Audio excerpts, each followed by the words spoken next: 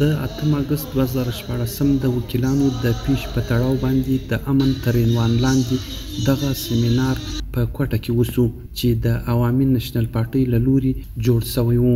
وینا کوونکو د 8 اگست په پیښه کې ووژل شوو کسانو ته د عقیدت ګلونه وړاندې کړل.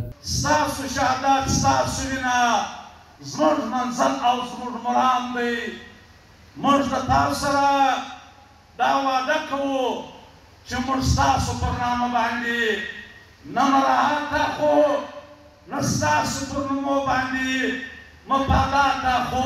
په سیمینار کې غوښتنه وسوله په ټوله هیواد کې د زیاتې شوو ترهګریو د پیښو مخنیوی دې وشي او د 8 اگست د پیښې جوډیشل کمیشن ریپورټ دې د اورېدنې لپاره منظور کړل شي. په بلوچستان او په خیبر پښتونخوا کې نه یوازې عادي خلکو ته بلکې و امنیتي عسکرو ته دې هم تحفظ ورکول شي.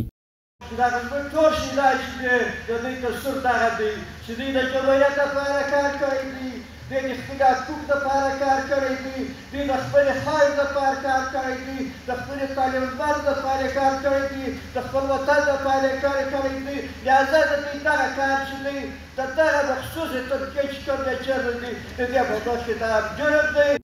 وینا کوونکو ویل چې په ټوله هیواد کې د سیاسي، عسکري او آئیني ادارې دي په خپله لیکه کې کار کوي. ټوله سیاسي ګوندونه او مدني ټولنې دي د عدم تشدد تر فلسفه لاندې د امنیت د پلوي کولو لپاره به تکل کوي. اغېزمن شوو کورنۍ د انصاف د تقاضو د بشپړه کېدو غوښتنه وکړله.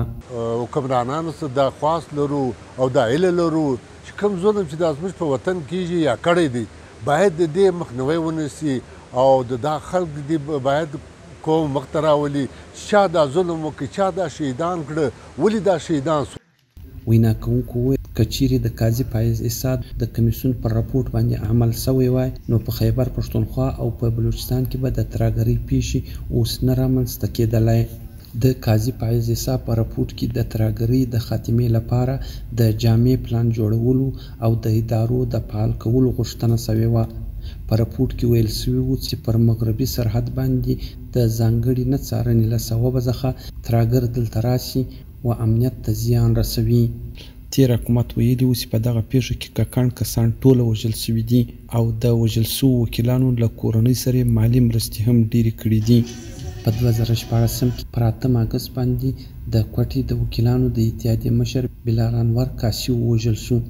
بیا یې د مړی د کوټې روغتون ته راوړی او دلته ټول وکیلان پر یوه ځای وو چې ځانمرګی برید وسو، په کوم کې چې 80 تنه وژل شوي وو، 50 وکیلان وو او 2 د خبري رسنیو کیمرامین هم پکې شامل وو. بیا د قاضي فایز اسحاق په مشرۍ کې یو کمیشن جوړ شوی و. حمید شمسور، VOA ډیوا، کوټه.